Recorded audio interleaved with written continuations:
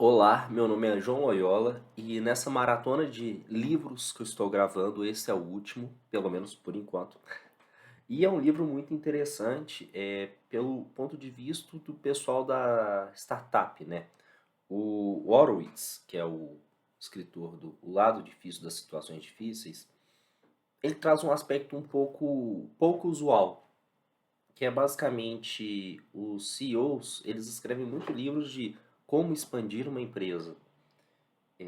Desculpa o palavreado, o Ben, ele fala o seguinte, o que fazer quando você tá full? Então, isso que eu achei interessante no livro, principalmente. Então, tipo, imagine um cara que passou por alguns maus bocados da empresa valer pouco, né, relativamente, e passar a valer relativamente muito e ser vendida para uma empresa por US$ 1 bilhão, que foi o caso da empresa dele, a Opsware, para HP.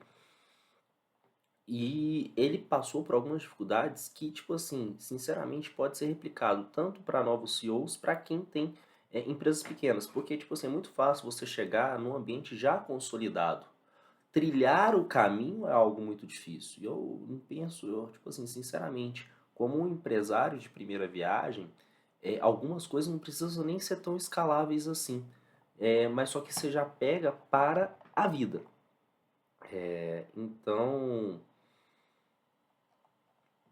é uma coisa assim que realmente fundadores de empresas, seja elas escaláveis ou não, tendem a ser visionários, sonhadores e iniciam a jornada com uma grande boa ideia. Então, por exemplo, o meu propósito é prestar a melhor consultoria que eu posso para os é,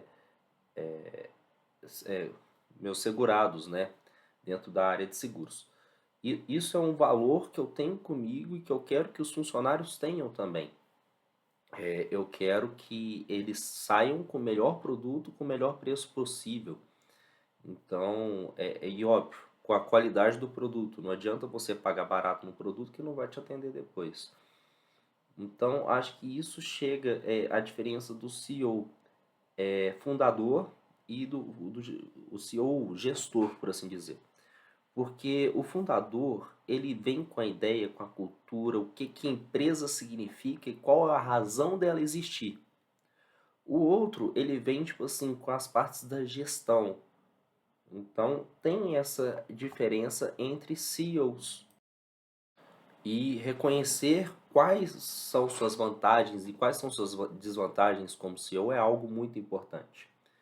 E tem alguns pontos que, às vezes, o fundador ele deixa de ser CEO da empresa justamente porque ela está passando por alguma fase. Aí dá o exemplo da empresa dele, porque ele teve que mudar a direção que a empresa estava indo para salvar ela, com a crise da ponto .com. E ele realmente conseguiu fazer isso. Por quê? Porque um dos papéis do líder é lidar com crises. Enfrentar a situação, manter a calma, a transparência com a equipe. Tipo assim, olha, estamos assim, não tá bem, a gente precisa de melhorar em tal segmento, senão a empresa vai fechar. E isso dá muita pressão não só para o líder, mas para quem trabalha, né? É a resiliência do líder, a transparência e a capacidade de tomar decisões assertivas. Então, você acaba tendo que tomar decisões, até mesmo que você não quer, para a empresa se manter viva. Tem momento que não tem decisão fácil ou decisão boa, por assim dizer, mas tem a decisão certa. E fazer a decisão certa, que não necessariamente é algo que é mil maravilhas, mas é algo sempre difícil essa decisão certa, pode garantir salvar a empresa. E uma coisa muito importante que basicamente todo CEO vai falar é a questão da cultura organizacional. É muito bom quando uma empresa está decolando, está realmente indo muito bem. Mas você ter uma cultura organizacional permite com que as pessoas que realmente estão ali na empresa e trabalham com um propósito, que acreditam no propósito da empresa existir, estejam ali. é muito mais do que só uma palavrinha bonita. É a razão da empresa existir, é a razão do cara estar trabalhando ali, do cara ser o CEO da empresa e tudo mais. Então, uma cultura organizacional bem estabelecida e com funcionários que acreditam nessa cultura, que vivem essa cultura, pode ser o ponto-chave entre o sucesso e o fracasso dentro de um momento de crise. E ele fala muito sobre isso até nos momentos das decisões sobre demissão, porque ele precisou tomar decisões difíceis e uma delas foi uma demissão, tipo assim, juntou a equipe e falou, ó, quem quiser sair, agora é a hora. Quem estiver pedindo, pensando em pedir demissão, pode pedir. Por quê? Porque ele teve a decisão correta, não fácil, porque demitir nunca é fácil, de contar com as pessoas que estavam ali porque acreditavam no propósito da empresa. Então, você tem essa compatibilidade com a empresa, a pessoa está ali, ela sabe que vai ser um momento difícil, mas depois que a empresa, quando e se a empresa sair dessa fase difícil, ela vai ser altamente recompensada. Então é justamente colocar o bem-estar e o interesse da empresa acima do indivíduo. Mas só que o que acontece?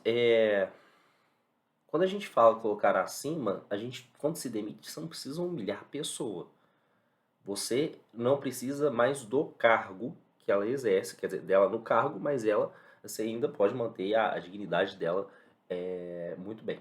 E demitir é tão importante quanto contratar bem.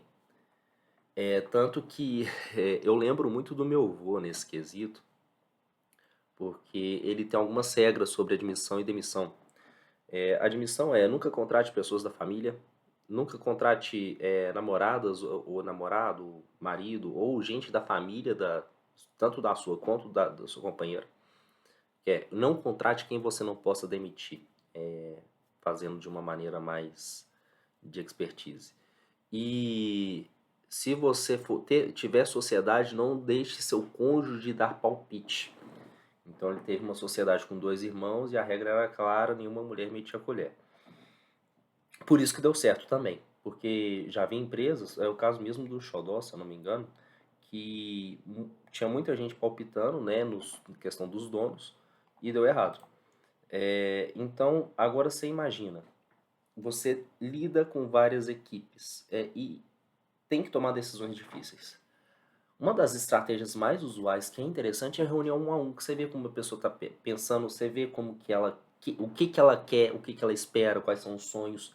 E quando, trazendo até um pouco do livro para a pirâmide de Maslow, quando você já tem as necessidades fisiológicas de segurança, você passa a ter outras camadas que a empresa pode ajudar a conseguir, mas também tem que vir da pessoa, até da autorrealização.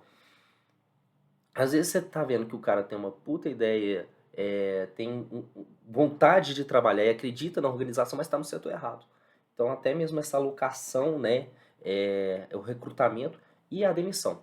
A demissão tem que ser feita assertivamente, no momento certo. Você não pode ficar postergando uma demissão só porque é difícil demitir uma pessoa. Ou porque ela prestou um papel bom no tempo que ela ficou. É o exemplo, por exemplo, do Real Madrid. Real Madrid tem seus ídolos, chegou a hora de sair e falou assim, tchau, obrigado pelo serviço, e a instituição continua. Eu estou gostando de fazer esses paralelos que me faz pensar mais sobre essas questões. E tomar decisões difíceis é essencial para qualquer líder, tanto que, por exemplo, quando você vai comunicar uma decisão difícil, o que algumas pessoas fazem? Notícia boa, notícia ruim, notícia boa. Porque você deixa ele em sanduíche e a pessoa, às vezes, se sente menos desconfortável com as notícias, né? Então, até mesmo o que agir, quando agir, as ações, é crucial, decisivo e mesmo que elas sejam impopulares, né? Decisões difíceis muitas das vezes são impopulares. E especialmente em tempos de incerteza, né? Que o cara fala assim, putz, eu tenho que cortar na carne para a empresa sobreviver e depois a gente viver um momento, espero que um momento bom, né? Foi isso que ele viveu. Ele sobreviveu a um momento de crise, fez a empresa ser vendida por 1,6 bilhão de dólar e, assim, foi uma visão que ele teve do que ele acreditava na empresa, os colaboradores também que acreditavam na empresa. Mas a empresa também tem que se adaptar. E quando eu falo também que ninguém é substituível, ninguém mesmo. A gente pega o próprio Jeff Bezos, não é mais CEO da Amazon, porque tem outro CEO hoje. Então, é saber mudar, quando mudar, se adaptar, seja você mesmo passando por treinamento, seja você colocando outra pessoa no seu lugar e participando apenas de um conselho. Então, basicamente, você tem que manter à frente das tendências de inovação. Se você está, se a empresa está numa fase boa, né, tipo assim, está numa fase sem guerra, numa fase com guerra, na fase sem guerra você tem que aumentar o gap ali da empresa para ela, se vier essa fase difícil, ela conseguir sobreviver. Essas empresas que tinham esse gap, por exemplo, sobreviveram na pandemia, outras não, né? Então dá para ver que tem essa diferença. Então, até mesmo como ele fala, a transformação da Cloud em Opsware foi um movimento estratégico que salvou e posicionou a empresa para o seu futuro. E o posicionamento da empresa sempre é muito importante. Sempre mantendo o que? A sua cultura. O produto pode mudar, as pessoas podem mudar, mas a cultura organizacional bem estabelecida no que a empresa acredita ajuda a passar por momentos difíceis. E as pessoas certas acreditando nessa cultura fazem com que se passe nesses momentos difíceis. Bem, as principais lições do Wolowitz é basicamente resiliência, isso aí tem que ter, independente se você está começando um novo negócio ou se você é uma CEO de uma startup ou de uma empresa tradicional e está passando por um momento difícil ou um momento de mudança dentro da empresa, é a transparência sempre. Tipo assim, uma coisa que é horrível para a empresa é ter muito burburinho dentro dos corredores, isso pode matar a cultura dentro da empresa. Você tem que ser muito justo e assertivo nessa questão. Se você está demitindo, explicar por que está demitindo também. É por corte de gasto, é por. Às vezes a pessoa é ótima de trabalho, mas a cultura não bateu. Acontece, tá ótimo. Ter sempre uma comunicação mais clara possível para não sobrar assim erros. E o CEO, a pessoa que toma decisões, ela tem que estar propensa a correr risco e dar a cara a tapa. Eles não lembram que a liderança é um caminho cheio de obstáculos, mas com resiliência e determinação tem como superá-los, entendeu?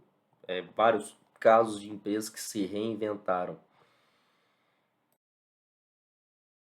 Mas me fala, você tem coragem de ser um C-level, de tancar essas coisas difíceis, de enfrentar as adversidades e não se fortalecer só como líder, mas inspirar a sua equipe,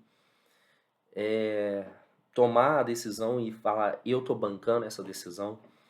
Não é fácil, não é qualquer um que aguenta, é uma baita pressão, mas é um livro que eu altamente recomendo, principalmente você que está num cargo de gestão ou quer entender como um gestor pensa em momentos de crise, porque às vezes você só vê ali a bolsa caindo e você fala, putz, tô perdendo dinheiro, mas imagina a pressão que o cara está sofrendo do outro lado e a questão é, como que ele vai salvar a empresa? É um livro que eu recomendo e se tiver a oportunidade de ler, leia. É isso, um abraço, espero que tenham gostado.